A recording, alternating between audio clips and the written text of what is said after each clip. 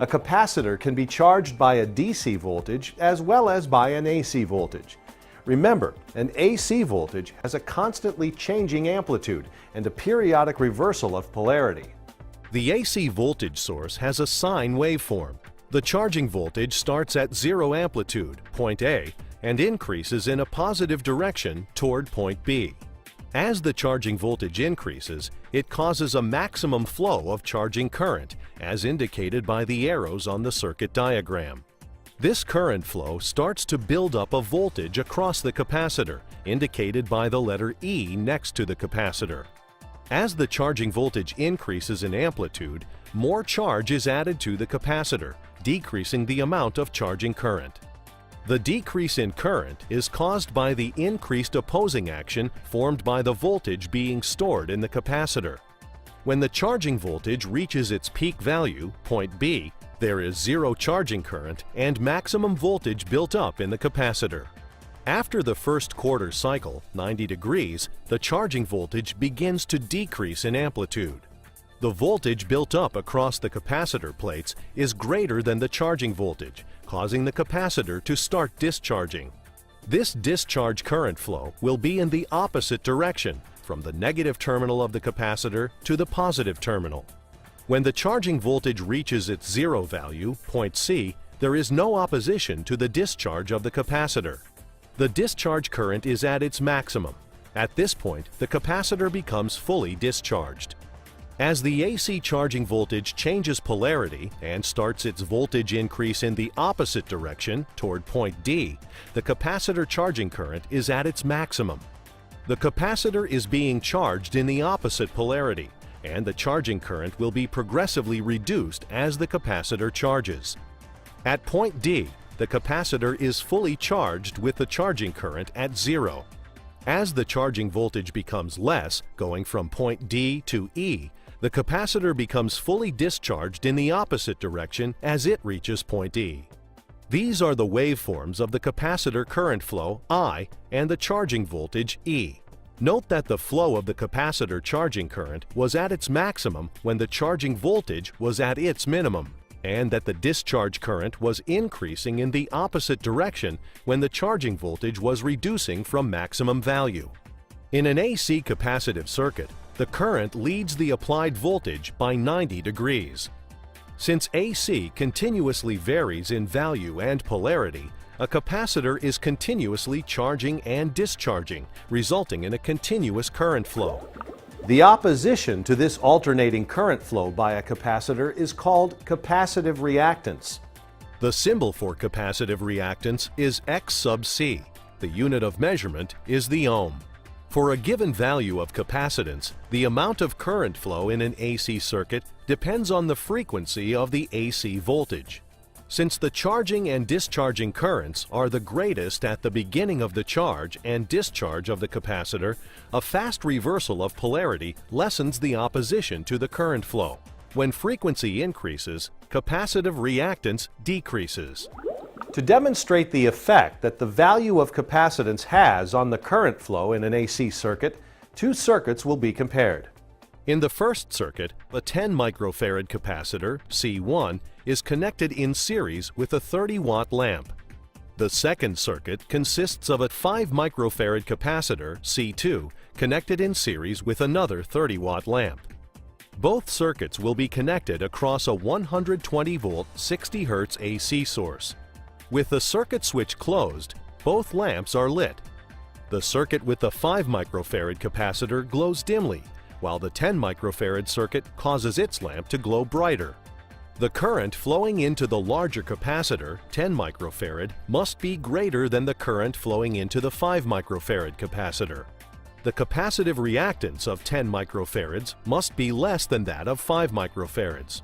For the same given frequency, the smaller the capacitance, the higher the capacitive reactance.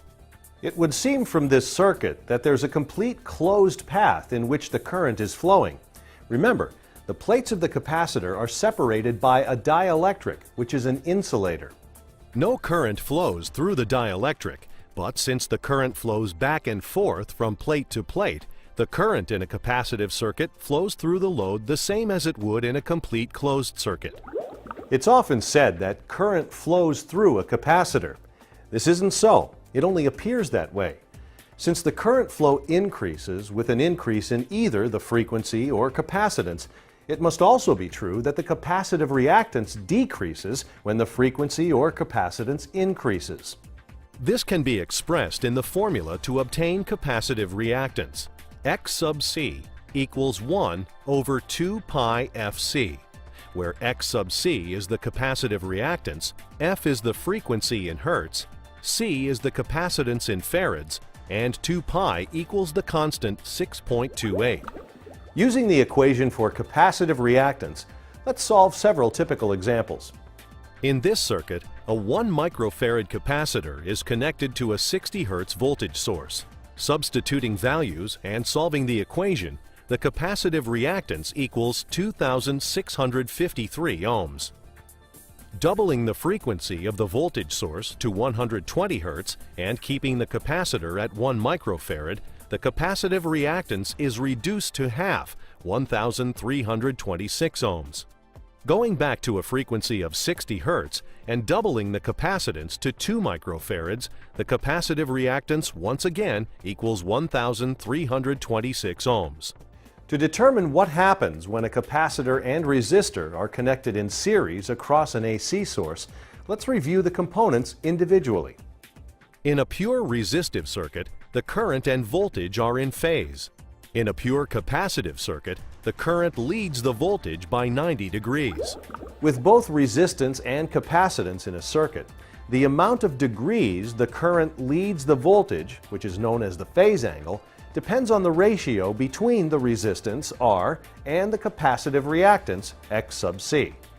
If the resistance, R, is equal to the capacitive reactance, X sub C, they will have an equal effect on the angle of current lead.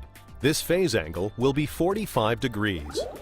When an alternating voltage is applied to a series RC circuit, the same current, I sub T, flows in the capacitive and resistive parts of the circuit.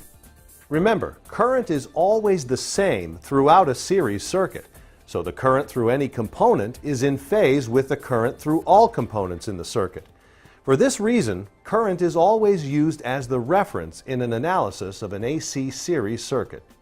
In series circuits that combine resistance and reactance, the total current, I sub T, is determined by the total opposition to the current flow. This opposition is called impedance and is denoted by the symbol Z. Using Ohm's law to determine the total current in an AC circuit, current total, IT, equals voltage total, ET, divided by impedance, Z. In flowing through the circuit, the current, IT, produces two voltage drops, one across the capacitor, VC, and one across the resistor, VR. The voltage drop across the capacitor is determined by Ohm's law. VC equals IT times X sub C. And the voltage drop across the resistor, VR, equals IT times R. According to Kirchhoff's voltage law, the applied voltage will equal the sum of the voltage drops. ET equals V1 plus V2. But in AC circuits containing both resistance and reactance, the voltage drops across C and R are 90 degrees out of phase. If you attempt to add the voltage drops VC and VR directly, they do not equal the applied voltage. However, if you add the instantaneous values of V sub C and V sub R, they will equal the applied voltage at a given instant of time. Unfortunately, the values normally given are effective values, not instantaneous values. To combine these out-of-phase effective values, they must be combined vectorially. Based on the Pythagorean theorem, we obtain ET equals the square root of VR squared plus VC squared. As an example, in this circuit, the applied voltage, ET, is 100 volts at 60 Hz. The voltage drop, VR, is 80 volts, and the voltage drop, VC, is 60 volts. Substitute the values and solve the equation. ET equals the square root of VR squared plus VC squared. This proves that the two voltage drops of 80 and 60 volts do equal the total voltage of 100 volts. By the way, The same holds true for a series RL circuit connected to an AC source. The total current, I sub t, is determined by the applied voltage, E sub t, divided by the impedance, Z, of the circuit. Two voltage drops are developed in the circuit, one across the resistor, VR, and the other across the inductor, VL. Voltage drop VR equals IT times R, and voltage drop VL equals IT times XL. The voltage drop VR across the resistor will be in phase with the circuit current, IT, but the voltage drop across the inductor, VL, will be 90 degrees ahead of the current. The applied voltage ET will equal the vectorial sum of the voltage drops VR and VL, because the two voltage drops, VR and VL, are 90 degrees out of phase. Therefore, the total voltage ET will equal the square root of VR squared plus VL squared.